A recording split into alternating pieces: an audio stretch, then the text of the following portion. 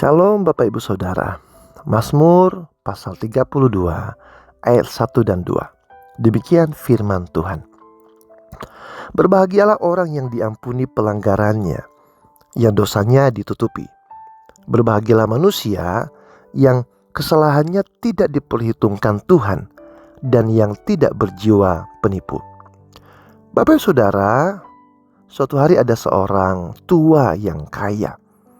Ia ingin mencari kusir baru untuk kereta kudanya. Karena statusnya sebagai orang kaya dan janji gajinya yang tinggi, banyak orang mendaftar untuk menjadi kusirnya. Setiap pelamar diwawancarai dan ditanya satu pertanyaan penting, yaitu, apa yang akan kamu lakukan jika kamu harus membawa kereta kuda saya melewati jalan yang berbahaya di tepi jurang yang curam? Nah, pelamar pertama menjawab, "Tuan, saya membawa surat rekomendasi dari bekas majikan saya. Dengan pengalaman saya sebagai kusir, saya dapat menjamin bahwa saya bisa mengendalikan kereta kuda dengan baik. Jadi Tuan tidak perlu khawatir jika saya menjadi kusir Anda." Pelamar kedua menjawab, "Tuan, saya adalah seorang kusir yang baik. Keluarga saya adalah keturunan kusir. Ayah dan kakek saya juga kusir yang hebat. Oleh karena itu, Tuhan tidak perlu khawatir jika saya menjadi kusir Anda."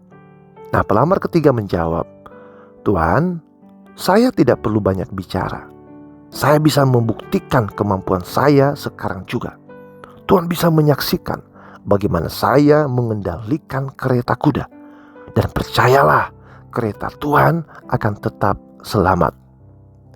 Namun Bapak Saudara, ketiga pelamar tersebut tidak diterima oleh si tuan yang kaya karena mereka tidak memenuhi syarat yang diinginkan.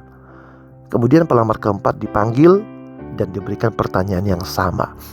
Ia menjawab, "Tuan, jika saya harus membawa kereta kuda melewati jalan yang berbahaya, saya akan berkata kepada Tuhan, lebih baik kita mengambil jalan lain. Yang terpenting adalah keselamatan Tuhan, dan kita tidak boleh bermain-main dengan nyawa.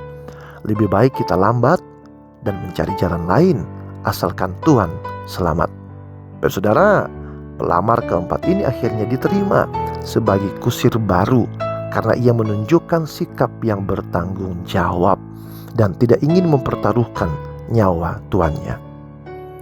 Bapak Saudara, dosa dalam kehidupan kita itu dapat menggerogoti dan merusak hidup kita.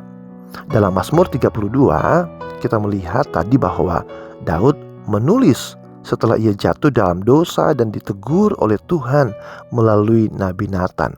Ketika ia menyembunyikan dosanya dan tidak mengakuinya, ia tidak merasakan sukacita dan damai dalam hidupnya.